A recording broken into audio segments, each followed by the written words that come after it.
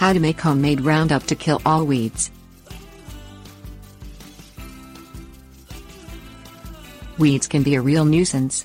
They steal nutrients, water and sunlight from desirable plants, and they make lawns and parks look unsightly. Moreover, some weeds serve as food sources for pests such as grasshoppers. Roundup is a chemical herbicide designed to kill broadleaf weeds.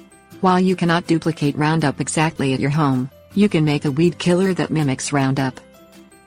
Purchase a bottle of distilled vinegar, such as Heinz or Mitscan. Pour the distilled vinegar into a watering can or spray bottle. Cover any plants that you do not want to harm with a plastic sheet. Spread the distilled vinegar over the weeds. Distilled vinegar contains a high level of acid and will kill any weeds it comes in contact with. Tips warnings. Other homemade Roundup alternatives include rock salt will ruin soil and prevent future growth, boiling water and rubbing alcohol. Any homemade weed killer will be non-selective, meaning that it will kill anything it touches including desirable plants and grasses. If this is a concern, consider purchasing a selective herbicide or weeding by hand.